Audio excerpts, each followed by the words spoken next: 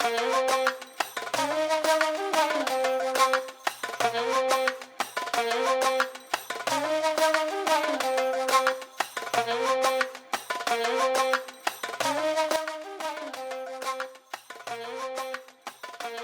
so thank you. I'm here with Michael Zietsman today, who recommended Elon Musk's Biography by Walter Isaacson.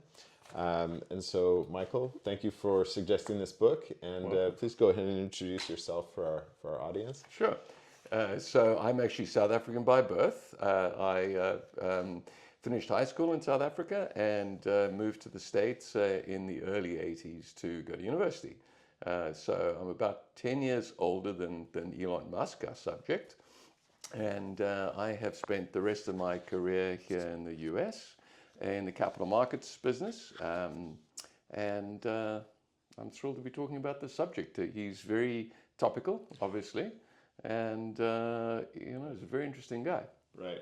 Right. Again, thank you for suggesting it. When we initially met and spoke about this, Doge wasn't a thing yet, so this wasn't really a political thing. I think you had just finished the book recently and thought it was a great book. So, all right. Well, I really enjoyed it, and I feel like I learned a lot because I had some, I would say, preconceived ideas of what had driven Musk's success, and I think the book kind of changed my opinion on some of those things. So, let's start with his personality and leadership style. Some of the prompts that we had agreed to kind of discuss would be: is he a visionary or a tyrant, or maybe it's possible to be both? I think he's a bit of both. So unlike you, when I started reading the book, I really didn't go into it with a bias.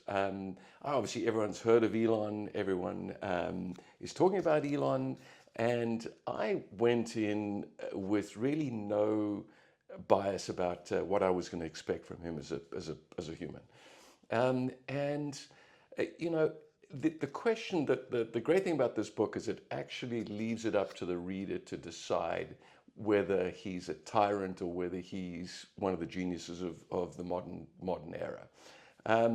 It's clearly both. And my personal perspective is that he is a genius, and the tyranny that comes with it is probably secondary to his accomplishments. So, but each person will get their own sense once they read the book. Interesting. What I took away from the book was that from this sort of topic was that he's a very mission-driven person.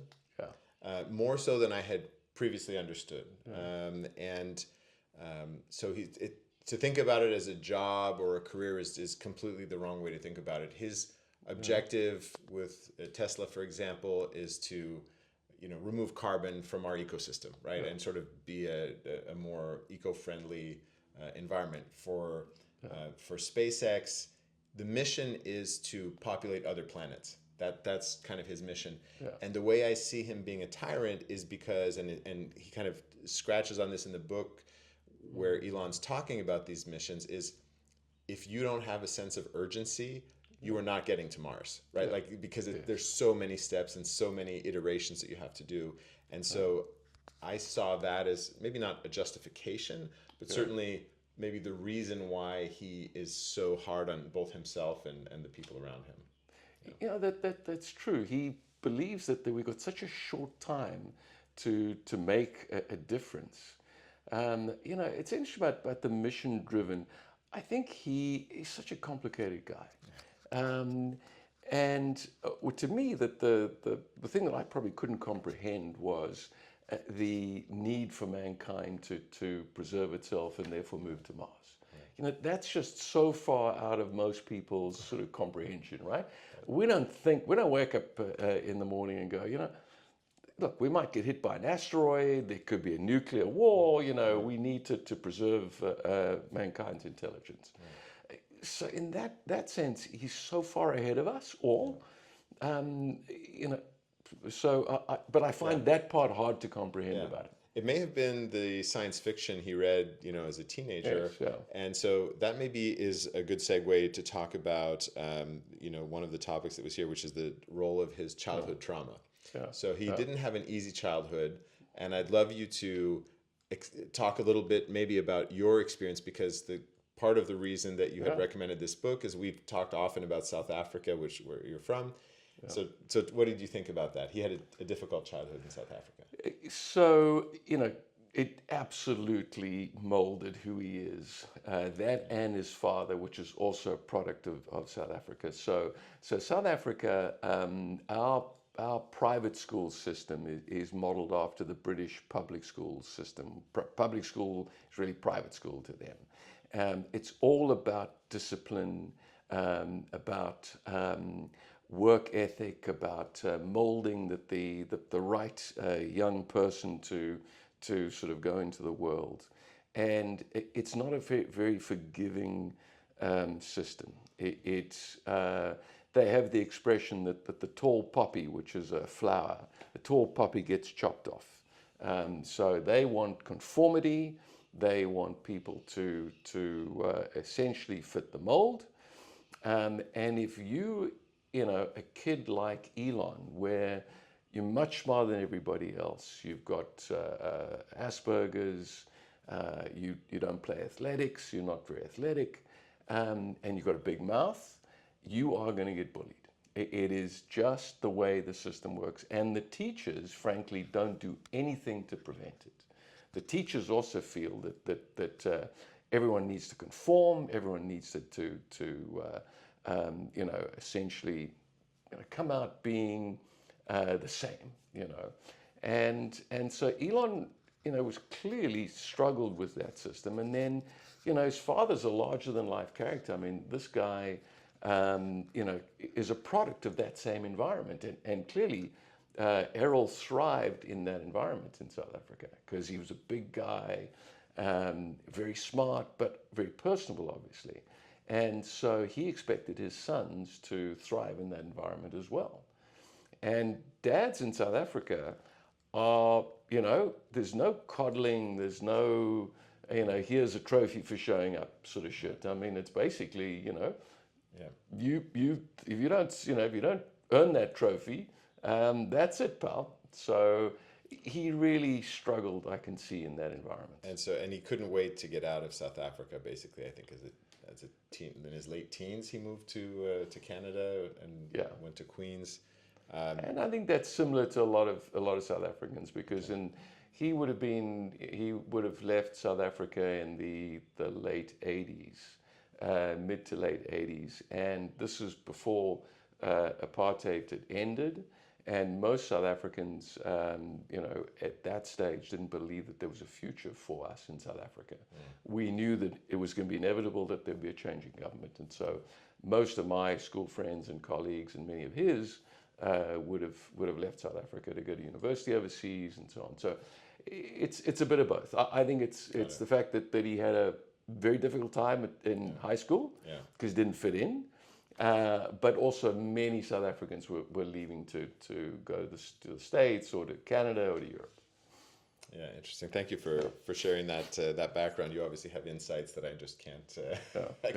I couldn't guess at. Yeah. All right, let's move to the section on business strategy and innovation. Calculated risks versus recklessness. The book explores several near-death experiences for the company, if you will. And by company, I mean almost all of them, right? Yeah. I mean, every company he's been involved in was on the brink of failure before it knew the massive success that it knew. Yep. And so he pushes the limits, and we could talk about any particular one of the businesses near collapse. I personally thought it was, the author does weave in a little bit of humor, but it's really Musk's humor that comes back in some cases. The unscheduled, spontaneous disassembly of his rockets, right? They try to find a scientific way to describe when a rocket just fails and blows up, and they call it unscheduled, spontaneous disassembly. Yeah. But the employees are encouraged to take risks.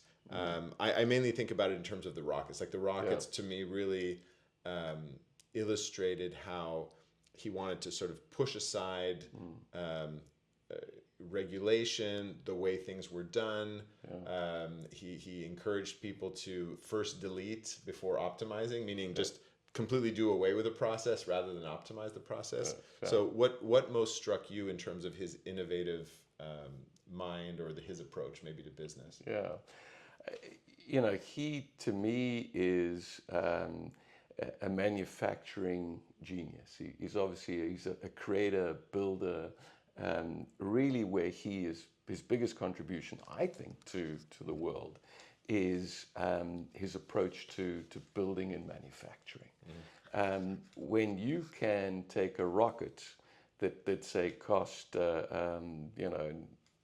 Boeing 100 billion to develop, and you can do it for 20 billion. And the process that he goes through to get to that, which is, as you say, he has this idiot quotient. So if the parts add up to X, and you have to buy it for X plus 50% or whatever the quotient is, then the idiot quotient is high. And he looked at every single aspect of the manufacturing process. And he said, look, I can build this part for a fraction of what I can buy it for. So therefore, I'd be an idiot to buy it. Right. So every aspect of the manufacturing process had to fit this kind of test that he had. It was around the cost. It was around the efficiency. I mean, he's truly revolutionized so many industries through this process. I think he has five in the book. Talks about the 5 different elements that he uses, and one of them is, as you say, cutting to the bone. Because if you haven't cut enough, then you need to add back. If you cut enough, you need to add back. Right. And I think the last principle is automation. He said, don't over automate, because oftentimes human can actually do better than machines, which is surprising for a guy like Musk. But just the way he's approached building SpaceX, I hope is going to revolutionize the way that the U.S. government contracts with the aerospace and defense industries.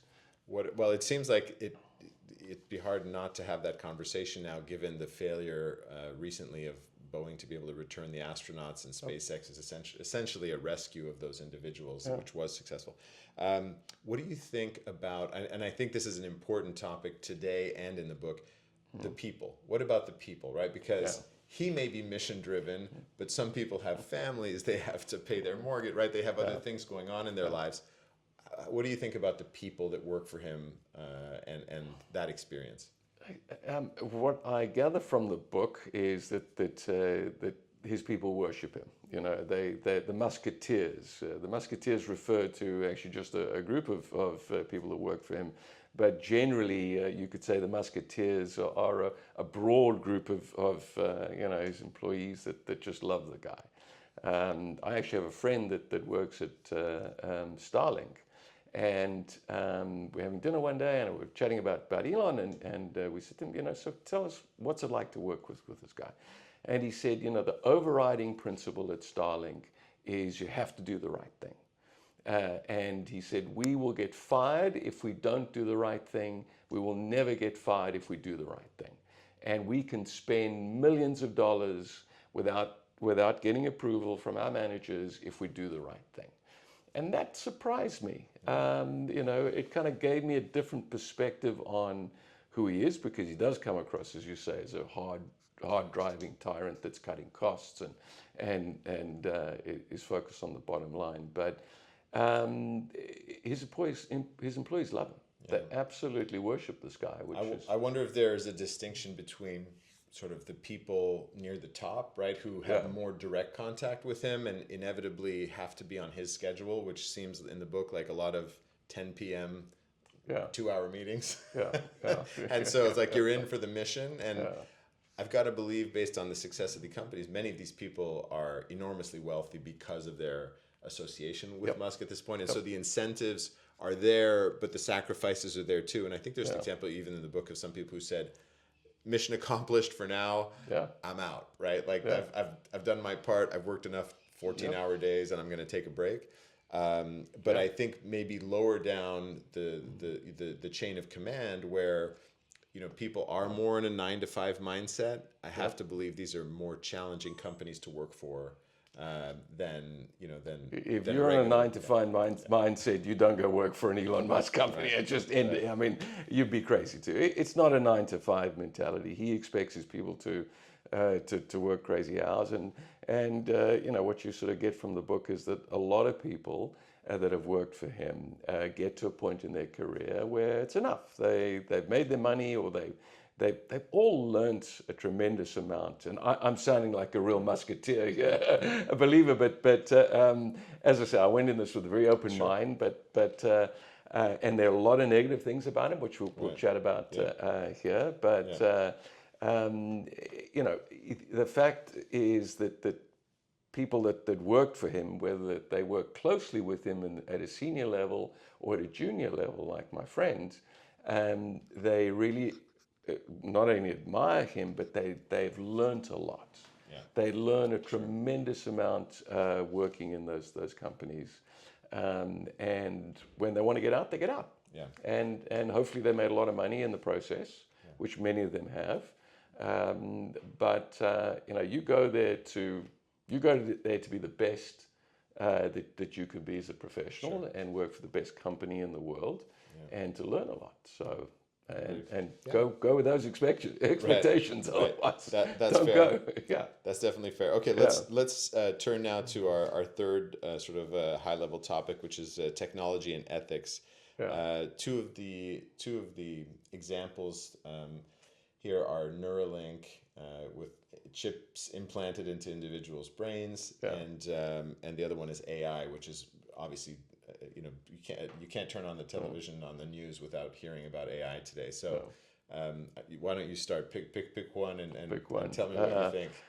Well, AI is obviously is on everyone's mind at the moment, and I think Mark Cuban came out with something, and he said, look, if you're in your 20s and early 30s, if you're not spending every second of your day focused on AI, then you're kind of misguided. Yeah. What worries me about AI is that Musk is extremely concerned about AI, and he thinks so far ahead of practically anyone else in the world that I'm wondering what he is anticipating that we're not. Right? Yeah. I mean, as far back as the Obama administration, he tried to get Obama's attention on this issue. He said, look, we have to control it, we have to regulate it. OpenAI was supposed to be a non-profit organization. He wanted it to be an organization that would share the information on AI with everyone. So he didn't want it to be harnessed by governments or by companies for profit.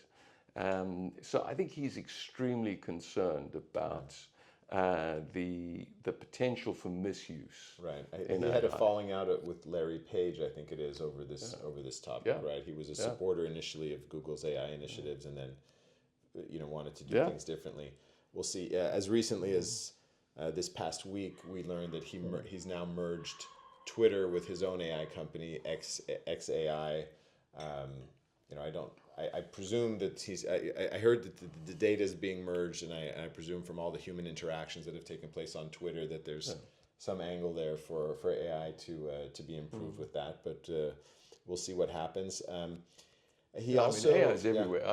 I use it every single day, ChatGPT and things like that. So I suppose it's just natural. It's going to have to integrate with all these businesses. And this wasn't in the book, but I did hear Elon, or maybe it wasn't the book. I can't remember if I heard this on a separate podcast or on the book itself. But he was talking about the AI, which was sort of adjusted for political correctness, if you will, where there were sort of some outputs which didn't make sense, but had been clearly. There had been guardrails put around what type of information was going to be output from the system, and he had a big issue with that. I think he was saying, it's very dangerous for us to tinker with the truth when it comes to AI, because you create an alternate reality in a mind, right, that which we don't know where it's headed in the future. So you kind of want to stay as grounded in facts as possible. So that's just one interesting element of the ethics of it. That maybe that's the creation of the AI, and then there's the uses of the AI. Like, what are we going to do with the uses of the AI? And so, speaking of ethics, I mean, he views himself as an extremely ethical person. I mean, he views himself as somebody that's doing a lot of good in the world, and not a lot of harm in the world. Right. So, in the current environment that we're dealing with day to day, all we see is headlines about Elon doing this and that, and everyone being opposed to him. Maybe he's one of the mad villains from a James Bond movie that believes that they, making the world better and so on. But it certainly comes across that he truly believes he is doing the right thing. He's trying to give the world free speech. He's trying to save the world from runaway AI, which I thought was kind of interesting perspective. Yeah, great. And then anything on Neuralink, or should we skip that? So I mean, Neuralink is just in its infancy, obviously, and I think could have enormous potential for a whole bunch of different things. I mean, but people obviously got to get comfortable with having a chip in their brain, and people with certain paralysis and so on are obviously going to welcome it, and it's going to be thing. I actually think that and hopefully we talk about this, that the biggest impact he's having on the world is Starlink, and the solar company. I mean, there are so many businesses. You think of anyone that runs, 5, 6 major businesses, let alone just one. The guy has more energy than like 10 people put together. Right. But Starlink is a massive improvement for the world in general. Yeah. And I think the same thing will be for the solar company. Yeah, and we've seen governments, even the U.S. government, say, "Hey, we kind of need your Starlink right now. Can you help us out?" Right, in different situations around the world. So with the Ukraine, when the Ukraine asked him when they were using it offensively as opposed to defensively, he just said, "Listen, that's not my role. My role is not to empower governments to use Starlink as a weapon. I'm happy to help you, use it defensively." Right. So that's another example of where he stepped in and said, "Okay, here are my ethical boundaries." Right. And on Starlink and ethics, one thing that I did learn in the book that I had not previously realized, I guess maybe I wasn't paying attention, is the fact that he wasn't charging the Ukraine for the use of Starlink. Oh. It was sort of, he paid to build out that network. Oh. It worked. They needed it. He sent, I guess, hundreds of those sort of receiver backpacks to get the Starlink connection, and just, I guess, allowed them to drift on that network for years. And at some point, they wanted to escalate the use of it, and he was like, "Okay, at this point, we may need to revisit our agreement." Well, and just if we can just talk about Starlink just for a little bit. I mean, it's something that we in America don't appreciate as much, is that because we've got internet everywhere, even in remote parts of the country, but vast areas of the third world don't have internet. And he's not there yet in terms of, I think he's got, I don't know how many thousands of satellites he's got up in orbit yet, but it's still a small amount compared to what he will have. But that allows, a farmer in Ethiopia to understand where there are, where there's a market for his goods. Information has created has improved our economy and the world, not just for America, but for everyone. Yeah. And Starlink is going to have enormous impact on the quality of life of millions of people in third world countries, just by having access to information, access to markets.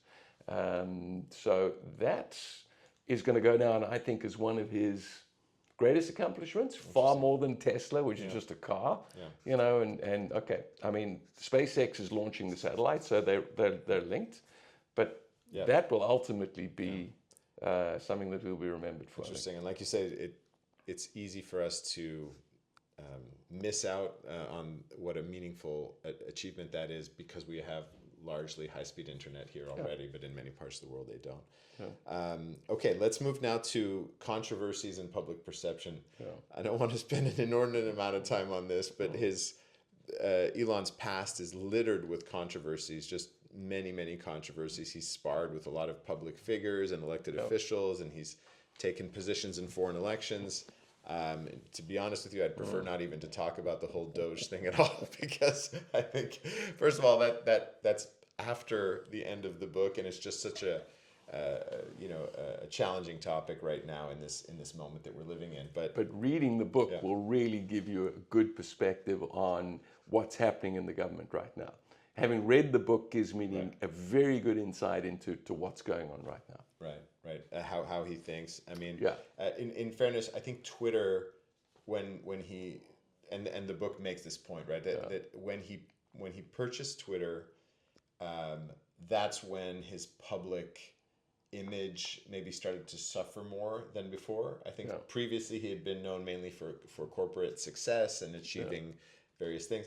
And then he became to be known for someone who was ready to sort of take a more right-leaning position and try and have the media, angle to it. Yeah. Unfortunately, over time, he's retweeted some conspiracy theories and stuff that he's later kind of apologized for. So he doesn't have a perfect track record, but not at all. But I do think, in a way, he believes that he's trying to do the right thing. Like I do think that he's, again, mission driven in this, and he felt like the town square that Twitter or X, I suppose, was under threat, and that he saw himself as a rescuer of that. So I think I have a total different view on that. Good. I have a total different view on that. Good. He got himself in a situation where he had to buy Twitter, right? He really didn't want to buy it. He backed out of it so many times, and he got himself into a corner where he basically had to do the purchase because he was going to be sued, and they were going to force him. They were going to force specific performance on him, and he was going to end up with Twitter anyway. His timing couldn't have been worse. It was at the time where all the results were collapsing. He had just gone on record.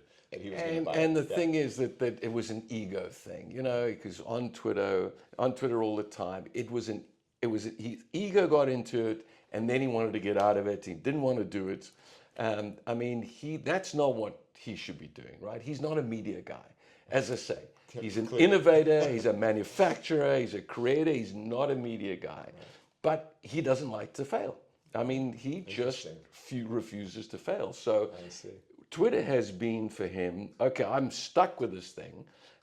Now I'm just going to fix it. I'm going to turn it around, I'm going to fire 80% of the people, I'm going to fix it. And I can do it, It's like this again, South African mentality of I can do anything. I'm tough. I'll tough through it. It's a very kind of common South African, Australian mentality. We can get through anything.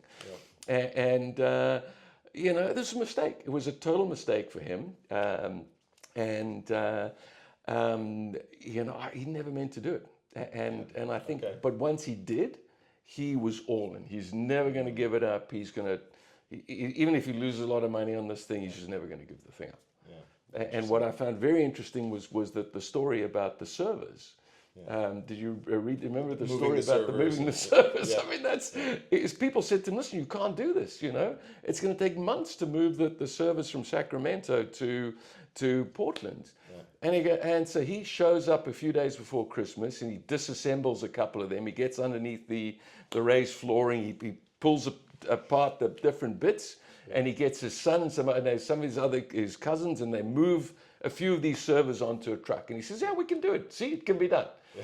Well, physically it can be done. What he didn't understand was that they didn't have the backup capacity in Portland to cover the downtime that was in Sacramento. So as far as ahead as he thinks, on things, he can be. That was an example of being incredibly short-sighted, and making a lot of mistakes. And going back to Doge and the government, that's a worry, right? Right. So, yeah, it's not as easy to add back 10%. Yes. Once you've gone too far.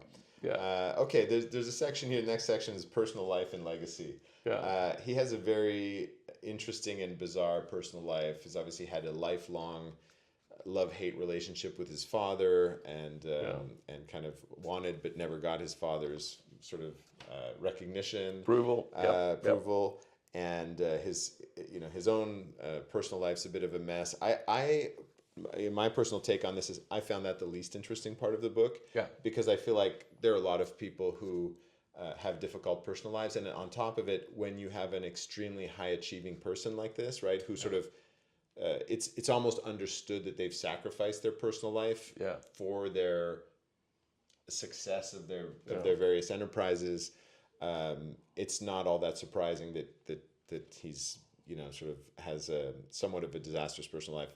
Do you have a different take on that, or how do you feel about that? No, I think you're right. I think that like his dad is obviously was a big influence on his life, but a lot of fathers are motivation factors for successful people to prove them wrong, I'm not going to be an armchair psychologist here, Sure. But I agree with you. It's like it was the least interesting part. It was interesting background. I mean, what is interesting, I suppose, is he wants to be thought of a fun person. He wants to have parties, but he's just an awkward geek, right? I mean, it's really not his personality, but yet he still feels like it's the one area of his personality that he's not a guy that wants to be liked by people. He doesn't need other people's affirmation, but he does feel like he needs to feel like he goes and parties, but he doesn't really know how to do it. Right? It's kind of awkward and weird. Yeah. Even as a dad, I saw, he's often bringing his kids to work because he's going to be there regardless. Yeah. And so if he's going to have a relationship with his kids, it's going to be in the workplace. So he brings them to late night meetings, and he brings them to, wherever he happens to be. I think it's a support dog. Yeah. Frankly, this kid that he's got, it's like a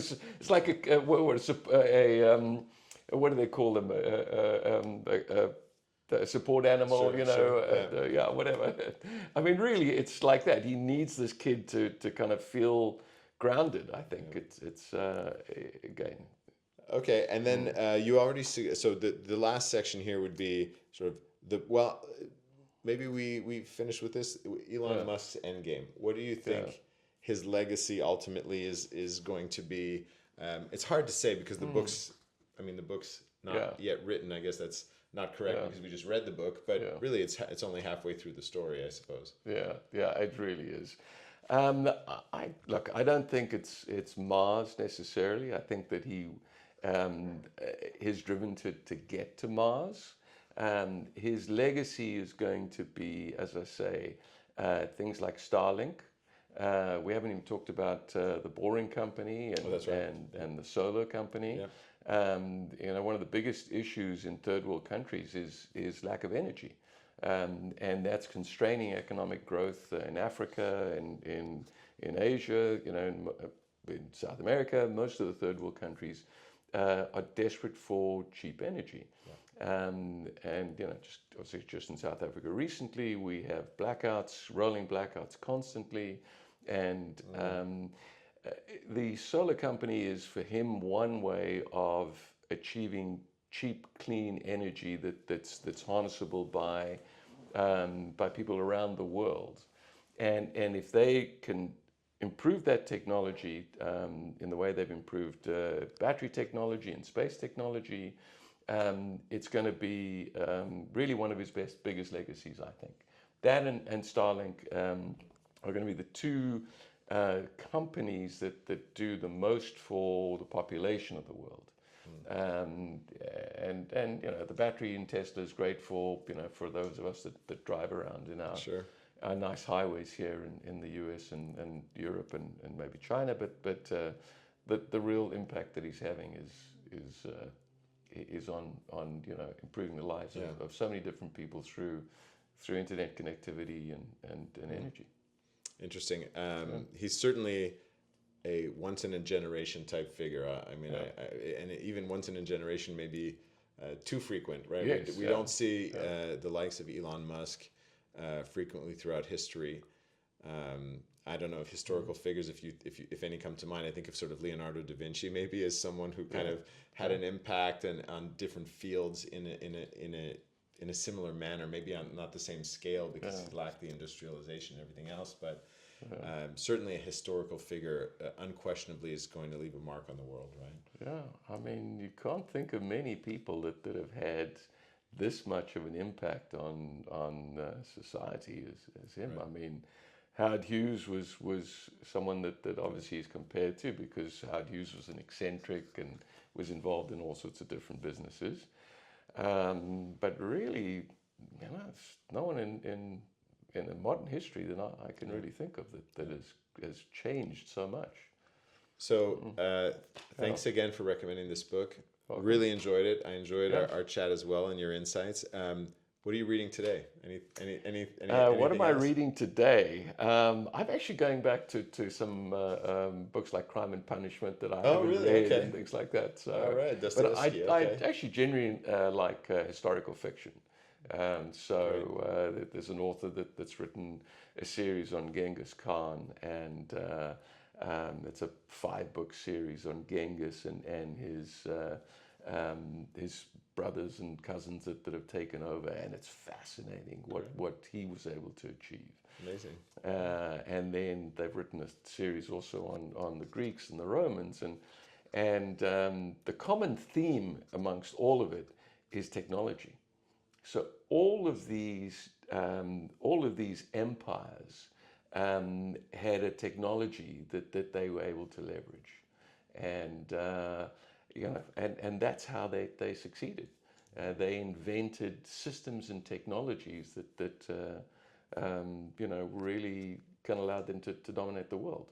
I see. Interesting. It makes me think of, I was reading The Plantagenets recently, which is the series of British monarchs from the 1100s to the late 1300s, and the British longbow was the technologically superior war technology that they had, which allowed them to sort of dominate battles in the later part of that period of time. And that was Genghis. Yeah. So Genghis had their bow was more accurate and had a longer range than any of his enemies, and their horses were able to run for longer and faster. But it was their longbow. They could encircle an enemy. Not a longbow. It was their bow. For sure. They could encircle the enemy and just pot them off. And then they took gunpowder from the Chinese.